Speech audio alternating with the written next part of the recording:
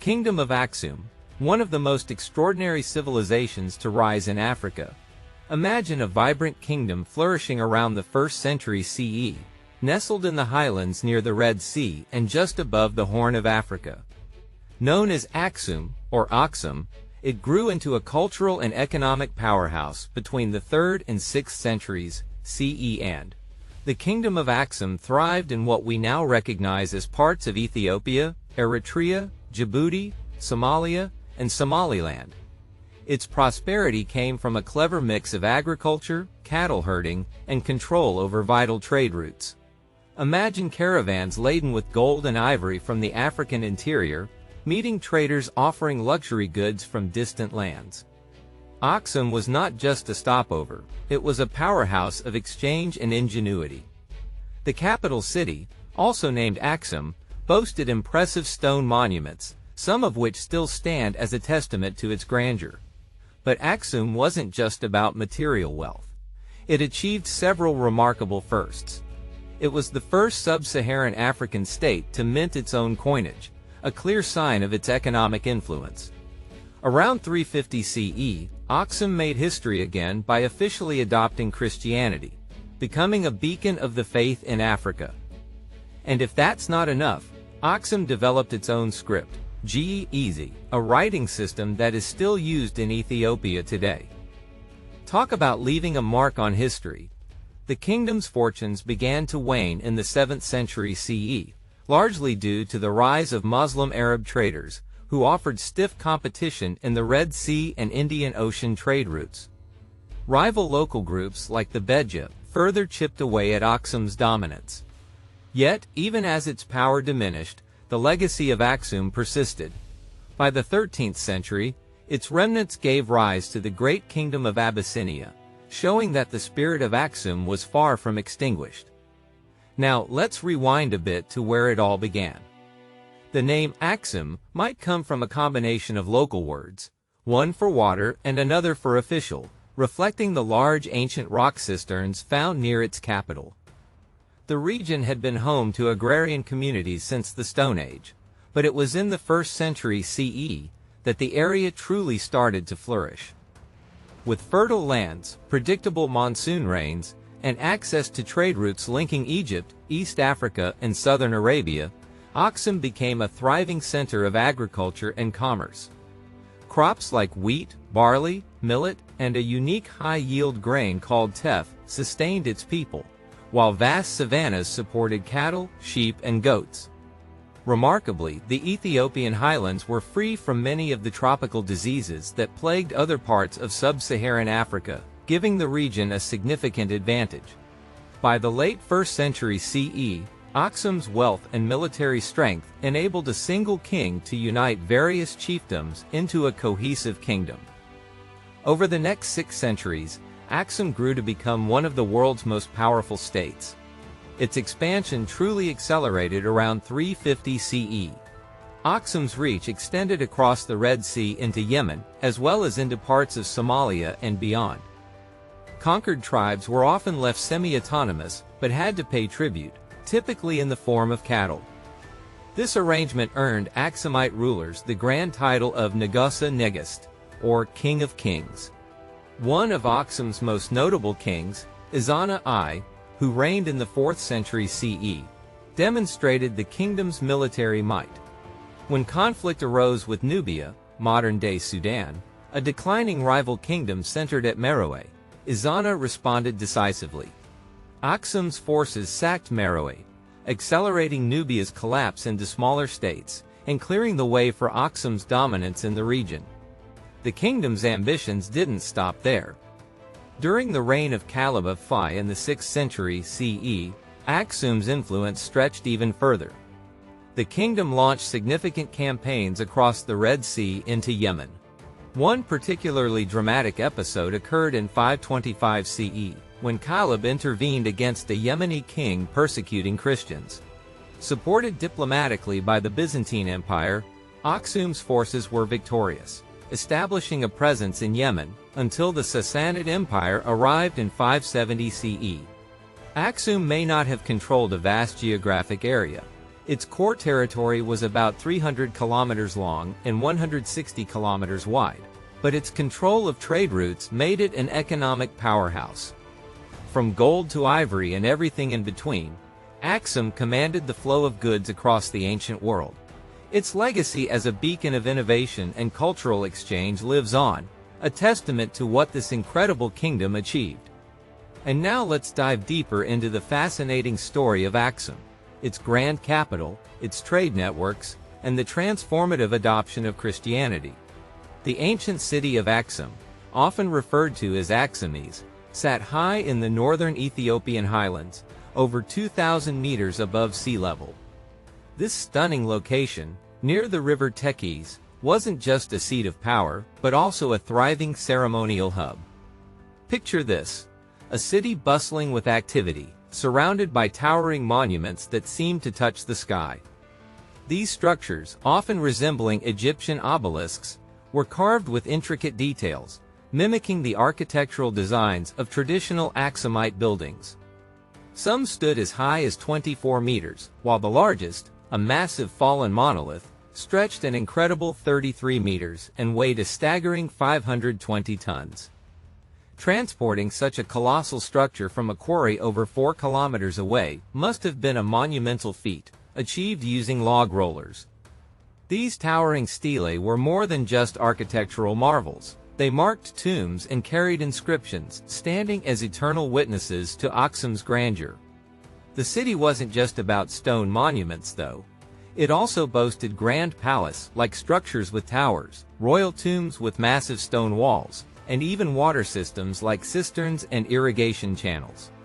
The elite of Aksum lived in multi-story buildings adorned with wooden supports and decorative stone patterns that alternated between recessed and projecting blocks. This unique blend of function and artistry gave the city its distinctive charm. Aksum's craftsmanship extended beyond its architecture. The city had specialized areas for workshops, and from the late 4th century, churches began to dot the landscape, marking the kingdom's shift towards Christianity. But before we get to that pivotal transformation, let's talk about the lifeblood of Aksum, its trade. Aksum's location made it a natural trading powerhouse. Gold and ivory were its most sought-after exports, treasures that found eager buyers in the Byzantine Empire. Imagine caravans laden with these riches, winding their way to the bustling port of Adulis, located just a short distance from the Red Sea. There, Arab merchants brought exotic goods from far-off lands: Indian textiles, glassware, iron tools, and even Mediterranean wines and olive oil. The reach of Aksum's trade network was truly global, with its coins unearthed as far as India and Sri Lanka, a testament to its far-reaching influence. Now let's shift gears to one of the most transformative chapters in Aksum's history, its adoption of Christianity. Before the mid-4th century, Aksumites worshipped a pantheon of gods, with Marum, the god of war and monarchy, reigning supreme. But the winds of change were blowing, carried by Egyptian missionaries and traders who brought the message of Christianity to Aksum's shores. King Ezana I, influenced by his childhood tutor Frumentius, a shipwrecked traveler from Tyre, made the groundbreaking decision to embrace the new faith. Frumentius wasn't just any tutor. He rose to become a trusted advisor to the royal family, and when Ezana ascended the throne, Frumentius' influence grew even stronger. He journeyed to Alexandria to seek official recognition from the Patriarch, returning as Aksum's first bishop. His efforts didn't just stop at converting the royal court. He spearheaded a movement that saw churches built, monasteries founded, and the Bible translated into GSA, the kingdom's script. Christianity didn't completely erase Aksum's earlier traditions overnight. Temples to the old gods remained active for a while, and inscriptions from the period reveal a careful balancing act, ensuring that the new religion didn't alienate the population.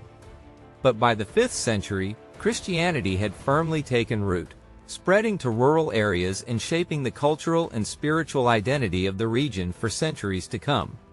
The Church of Mariam Sion in Aksum became a symbol of this transformation, rumored to house the Ark of the Covenant itself, though its existence remains shrouded in mystery. And what's truly remarkable about this kingdom is how it managed to blend different cultures and traditions seamlessly, especially in its writing and coinage. From as early as the 5th century BCE, the region was using an Arabian script called Sabaean, a Semitic language from southern Arabia. Later, Greek began appearing in inscriptions, showing the cultural exchanges that were already in play. But Aksum wasn't content with borrowing. It created something uniquely its own.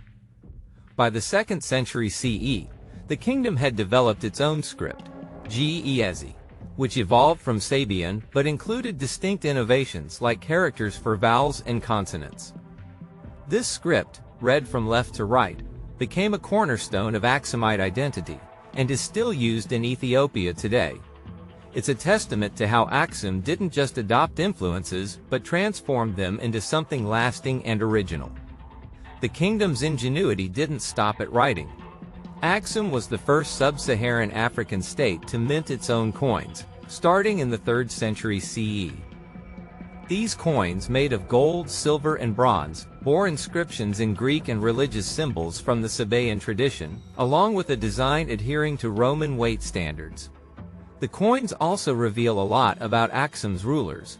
Portraits of the kings often appeared alongside symbols like ears of corn, and, after the reign of Izana I, Christian crosses.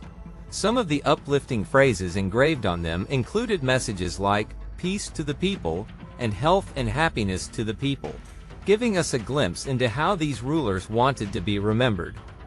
Now let's talk about art. Aksumite pottery, while simple in design, had its own charm. The red and black terracotta pieces were hand-shaped, no wheel involved, and often finished with geometric patterns made using incisions, stamps, or added three-dimensional designs. The Christian cross was a popular motif, reflecting the kingdom's religious transformation. However, Aksum's pottery was more functional than decorative, lacking the refinement of imported Mediterranean wares. As for large-scale art, very few examples have survived. One intriguing find is a stone base with indentations for feet, suggesting a massive statue once stood atop it, perhaps 3 times life-size. An inscription hints that this might have been a metal statue, possibly of a deity. Other inscriptions reference statues of gold and bronze, but unfortunately, these treasures have been lost to history, likely plundered in antiquity. The looted royal tombs and shattered remains of precious artifacts leave us only with tantalizing clues of Aksum's grandeur. Despite its brilliance, the Kingdom of Aksum began to decline in the late 6th century CE. The reasons were many: overuse of farmland, invasions by Western Bedja herders who seized grazing lands and disrupted trade, and rebellions fueled by the autonomy granted to conquered chiefs. Compounding these issues was a lack of a strong state administrative system, leaving Aksum vulnerable to internal and external pressures. By the early 7th century CE, Arab Muslim traders emerged as formidable competitors in the Red Sea trade, further diminishing Aksum's influence. By the late 8th century CE, the once mighty kingdom had crumbled, and its heartland shifted southward to cities like Lalibela and Gondar. Yet the city of Aksum itself endured. It retained its religious significance and became the foundation for the medieval kingdom of Abyssinia, established by the Solomonid dynasty in 1270 CE. These later kings claimed lineage from none other than the biblical King Solomon and the Queen of Sheba, keeping Aksum's legacy alive for centuries to come.